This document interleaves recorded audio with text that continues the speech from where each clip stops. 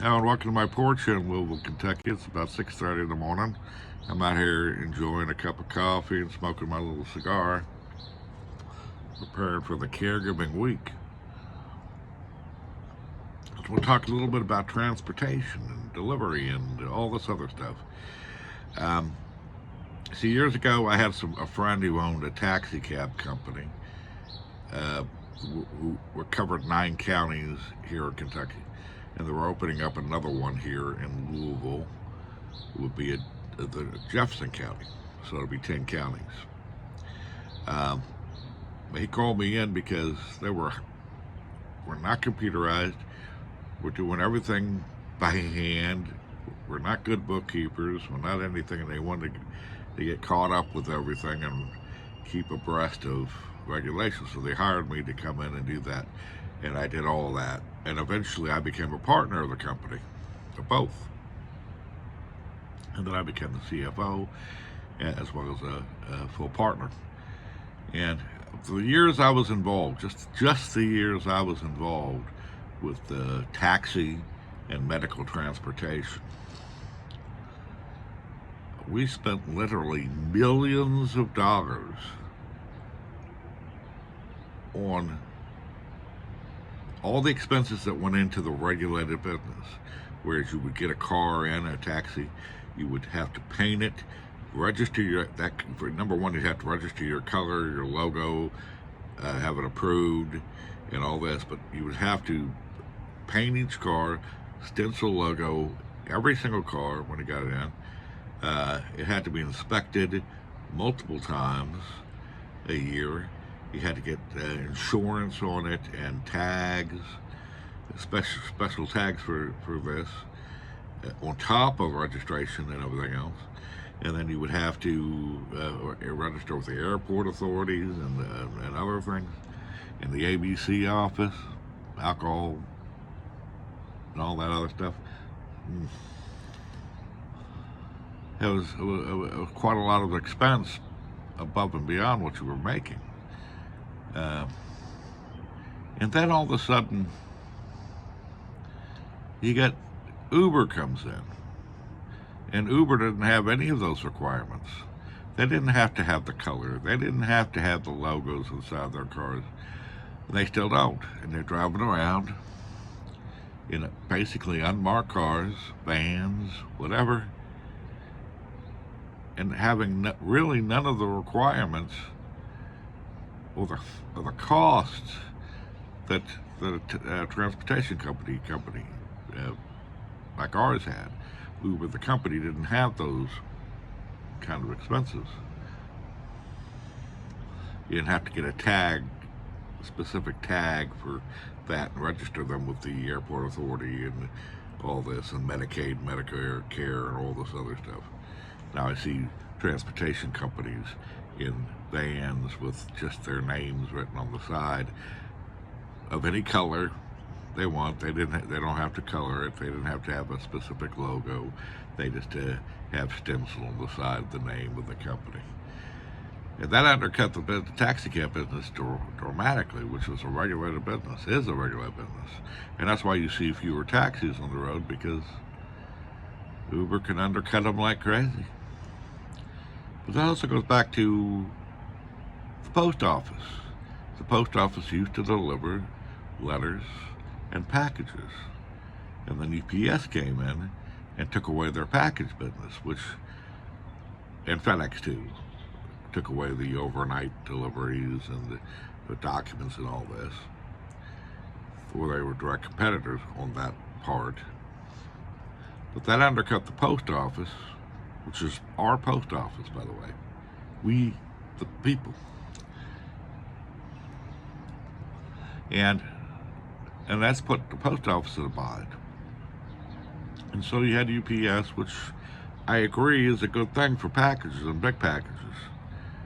But now you're seeing Amazon delivers.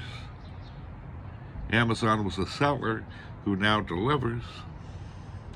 And you see the big Amazon vans delivering things.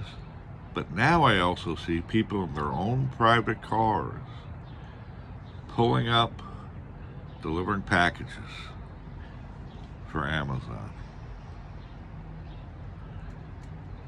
None of this is regulated. And you see DoorDash and all these other people. Domino's Pizza, I remember this was famously Domino's.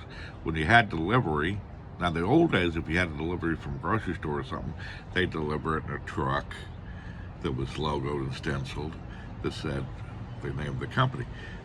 And Domino's used to own their own cars and would send out people with a 30-minute or quicker pizza. But that separated to, they'd have their own cars and they just put a little light on it. Or you can see that now, you Papa John's or Domino's, somebody in their own private car doing that. And they got Uber Eats, and they got DoorDash and various other things like that. They're just driving around in unmarked cars. And they pull up in front of other cars. They block cars to get out while they go into an apartment complex, wandering around to try to find stuff. Well, leaving their car out here, I see a lot of times with the lights on, where there's a perfectly good parking space right there. Well, they can pull right in, but they just block the cars. They're in a rush. But think about that, how that undercuts a business. It undercuts regulation. It undercuts the economy, the local economy, because all these people, except for UPS, the post office and so on, DoorDash and all these other people are just independent contractors. Uber, independent contractors. They don't have benefits. They don't have health plans. They don't have any of that. They don't have unemployment. They have their 1099 employees, basically, and they got to file their own taxes, pay or don't pay. So if they get sick or something, they're just not on the clock. So that's undercutting the regulation in our country of the transportation, commercial transportation, which should be regulated, and economic stability of businesses, because businesses are making money, not paying benefits, not paying overtime, not paying any of this. They don't have to, and we're all paying through our tips. Oh, and if you don't tip, they might not deliver or pick you up. It's a big difference in how the world is structured and how an employee isn't an employee. They're just a contract employee who runs their own little business, doesn't have any of the regulation or anything else.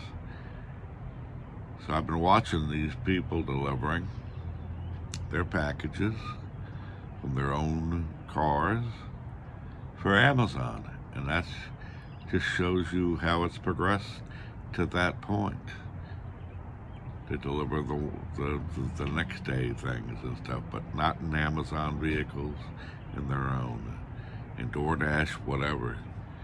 I see Uber drivers pulling up in these really expensive cars, and you're thinking, how's that possible? I mean, super expensive cars with TVs in the back of the headrest and all that. It's quite interesting, but we need to start looking at what's going on in this country, because we have this society where so many people are working for companies, and the companies have no responsibility to them at all. And they're avoiding all the taxes and all the fees and all the charges and all the regulation that we taxi cab people used to have to pay out, which benefited the economy. So they've undercut themselves, undercut us. I'm sure somebody's making money by getting these things approved so that they can do this. individuals, but it's not us, we the people. Anyway, that's just my little rant on that, and it might be something you want to consider. Anyway, talk to you again at another time.